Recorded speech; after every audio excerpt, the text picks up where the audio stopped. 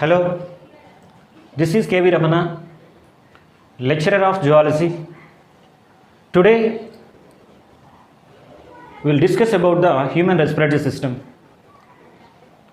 As a last class we have seen that, if you see in the diagram you can see easily, human respiratory system is consist of many parts: nose, nasal cavity, pharynx, larynx, trachea, bronchi and lungs. To convenience, the human respiratory system is broadly classified or categorized into two types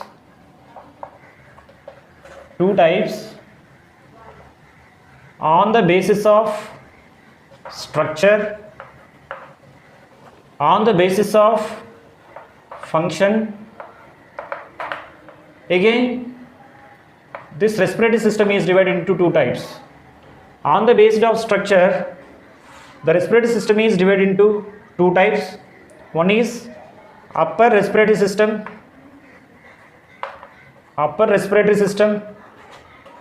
Second one is lower respiratory system.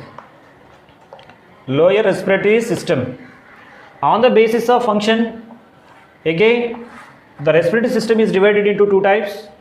One is conductive zone. Second one is a respiratory zone or exchange zone. So basically the human respiratory system is broadly classified into two types based on the structure, on the basis of the function. On the based on the structure, again divided into two types. One is upper respiratory system, second one is the lower respiratory system. On the basis of function, a part of the respiratory system which helps to conduction of air, that will be conductive zone. The part of the respiratory system which helps to exchange of gases, the place where the exchange of gases takes place, that we can call as the respiratory zone or exchange zone. Let us see what are the structures will come under the upper respiratory system. Upper respiratory system consists of nose, nasal cavity, pharynx. These three parts are come under the upper respiratory system. Upper respiratory system is consist of nose, nasal cavity, pharynx. Along with that, some associated structures are present. Associated structures are nothing but some olfactory epithelium is there, and respiratory concha is present, and pseudo-stratified glandular epithelial tissue is present. These all come under the upper respiratory system. Come to the lower respiratory system. The lower respiratory system is consist of larynx, that is voice box, trachea, that is windpipe, bronchi or bronchial tree, and bronchial tree. These all are come under the lower respiratory system. Along with that, lungs. These all come under the lower respiratory system. Right? Next, conductive zone of the respiratory system is made up of conduction. Conduction means the place which does not involve in the exchange of gases, which helps to cleaning and moistening and humidity and sterilization. These all will be takes place in this zone, which helps to conduction of air from the place to place. That is starts from the external nostrils. External nostrils to terminal bronchiole. From the external nostrils to terminal bronchiole, these all are come under the conductive zone of the respiratory system. Now, what are the respiratory or exchange zone of the respiratory system? The exchange zone or respiratory zone starts with the respiratory bronchiole, alveolar duct, alveolar sac, and the chief excretory structures which we call as a alveoli. So this is a a basic information regarding the human respiratory system.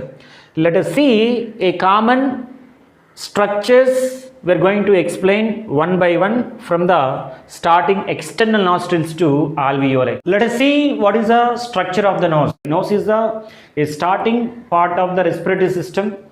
It is a pyramid shaped organ which is covered by a skin, and internally it is made up of hyaline cartilage and muscle, and mucous membrane will be there, right? This nose is a beginning part of the respiratory system. Now this nose consists, there are two parts. One is external portion nose, external portion of nose. Second one is internal portion of nose. The external portion of nose is nothing but the nose which is visible to our naked eye, which we can see is a a pyramid shaped structure. At the same time, it is made up of hyaline cartilage, muscle will be present, as well as it is mucous membrane is present internally, and it is covered by the skin, right? Now internal portion of the nose, it starts with the external nostrils. It starts with the external nostrils and nasal chamber, right? So external nostrils are nothing but these are a pair of external nostrils. These are the pair of external nostrils which are opening into the nasal cavity or nasal chamber, which is open into the nasal chamber. Next, it is present on the upper lip, right? You have to be very clear about this. The upper nostrils are, that's external nostrils are present on the upper lip. Now these external nostrils are it is a holes of the nose which allows to air into the nasal cavity, just to exhale the air from the nasal cavity. Like that, it is just a conductive part of the respiratory system. The first conductive part of the respiratory system is called external nostrils. These external nostrils helps to inhalation and exhalation of the air. These external nostrils are opens into nasal chamber. Now nasal chamber is made up of, what are the structures are present in the nasal chamber? Nasal chamber is made up of, there are different type of structures are present. One is vestibuli, second one is respiratory epithelium,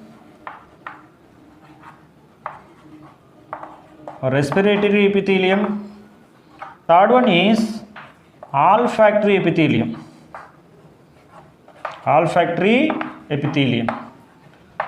Let us see the opening of that means the external nostrils are opens into large space. This total space we can call as a nasal cavity. This is a nasal cavity or nasal chamber. This nasal chamber is consist of vestibuli, and there are two important structures are present. One is a respiratory epithelium, which is in the posterior surface of the nasal chamber, and olfactory epithelium is nothing but it is a upper surface or superior surface of the nasal chamber.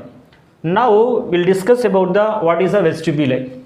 Okay, vestibuli is made up of, vestibuli consist of hair is present and glands are present. The glands which are in the vestibuli is called sebaceous glands.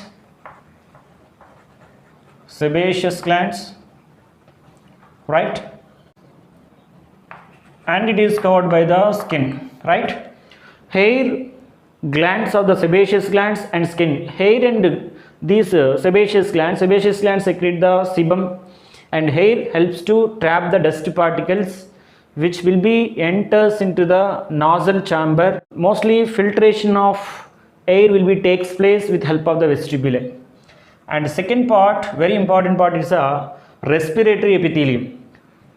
This respiratory epithelium helps in cooling and warming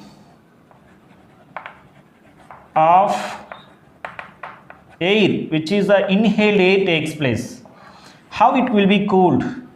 This respiratory epithelium, the respiratory epithelium is present in the inferior part of the nostril chamber, is called respiratory epithelium. This respiratory epithelium consists of mucous membrane. This mucous membrane secretes the mucus. This mucus helps to lubricate the nostril chamber and helps in the make the air cool or hot, right? So what is the cooling condition, what is the warming condition? Important. For example, when you take or when you inhale extreme cold air, when you inhale the extreme cold air, that cold air should be brought to the normal body temperature by adding the heat from the blood. Here this is a vascular area, so blood vessels are more. So by conduction of heat to the air, again this cold air become the normal body temperature air. That means what is the air you are taking or what is the air you are inhaling, if it is a extreme cold, that will be brought to the normal body temperature. That air must be come to the normal body temperature by adding the heat from the nostril epithelium. The nostril epithelium full of blood vessels are present or blood capillaries are present. By conduction of heat from the blood to air, then the air come to the normal body temperature. That we can call as a cooling effect. Next, warming effect, right? How the warming effect takes place? Whenever you inhale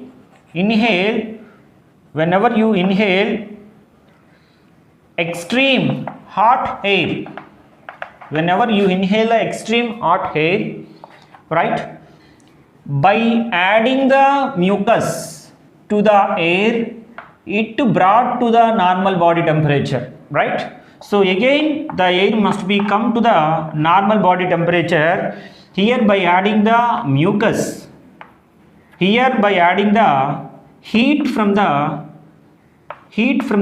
blood.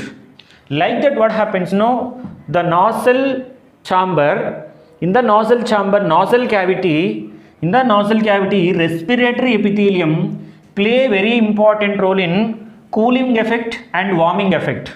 Cooling effect in the sense, whenever you inhale the extreme cold air, that air should come to the normal body temperature by heat conduction. Whenever you inhale the extreme hot air, by adding the mucus to hot air to become a normal body temperature. That means we can call as a humidification.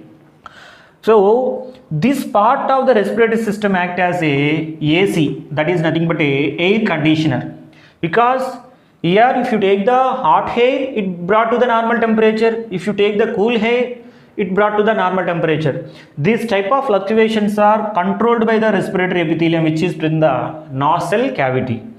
And come to the very important thing is, we have to discuss about this area, that is olfactory epithelium. The epithelium which is present in the sensory epithelium, it is this olfactory epithelium is present in the superior part of nostril chamber. Here will be there. Here olfactory epithelial tissue is present. This olfactory epithelial tissue receive the chemicals which are present in the inhaled air. Then these olfactory epithelials are connected by the nerve cells. These nerve cells start to generate the electrical impulses and carry the message which is related to the olfaction or smell to the brain. Okay, now there is a center present in the brain which helps to enhance the what is the stimulus received by the olfactory epithelium, right? So this is about the complete information regarding the nostril chamber. Nostril chamber helps in 4 important functions.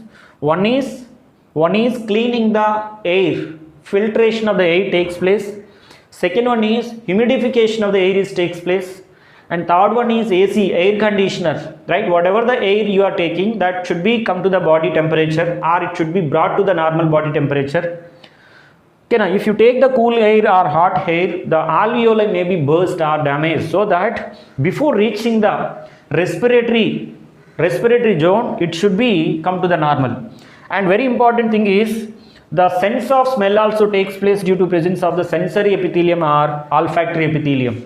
And fourth important function is it is a helps in sterilization. Sterilization is nothing but, there is a malt, mucus associated lymphoid tissue is present in the complete respiratory tract from the external nostrils to our nasal cavity to till the end of the alveoli.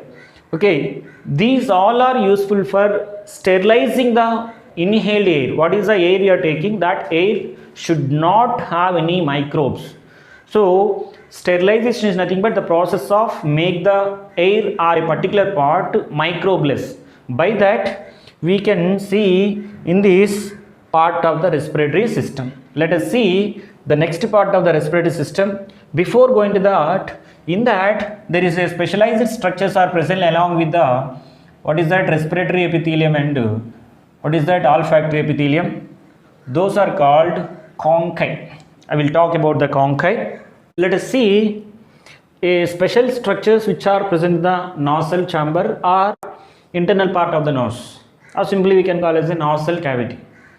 In the nasal cavity, basically there is a special structures we can see. Those are called nasal conchae. Conchae is nothing but is a bones. These bones are not straight. Some twisting is there. That means some bending will be there. Some bending or twisting bones which are present in the nasal cavity is called nasal conchae or turbinals.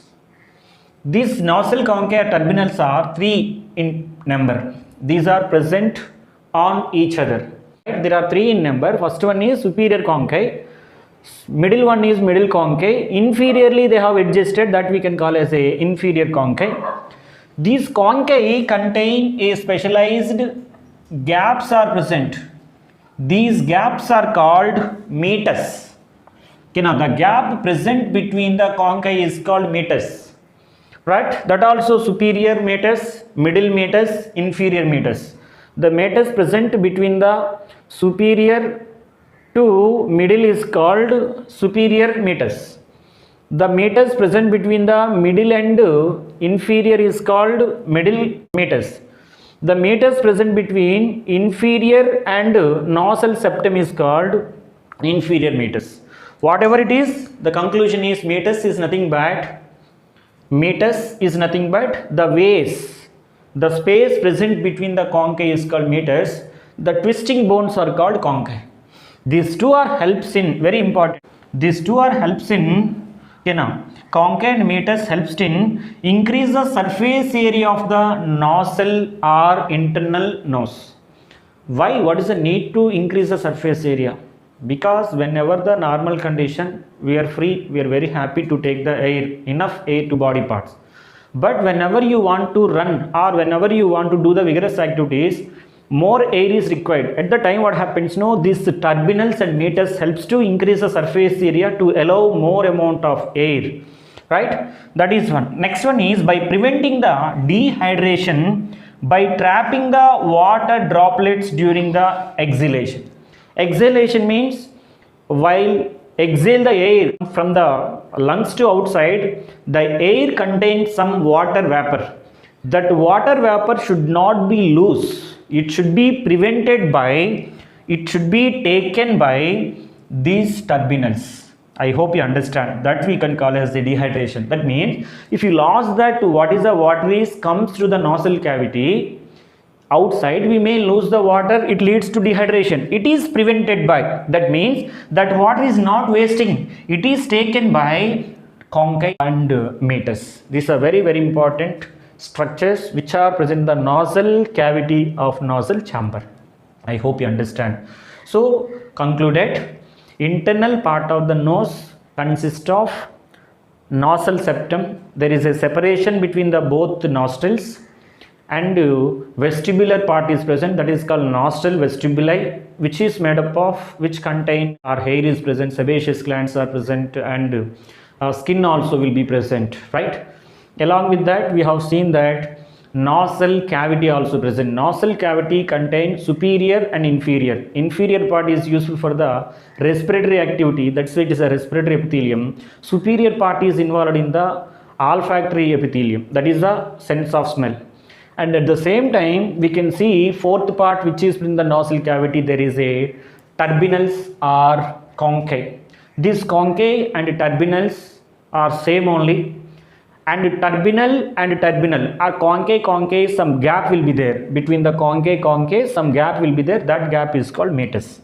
This concave and meatus both are helps to, one is increase the surface area of internal nose, second one is preventing the dehydration. What is the water droplets are coming during the exhalation, that will be reback and reserve into the nostril cavity. This is about the nostril chamber, right? And let us see, nostril chamber opens into pharynx through the internal nostrils. So internal nostrils also holes, there are a pair which will be opens into the pharynx through the internal nostrils. Let us see what is the structure of the pharynx.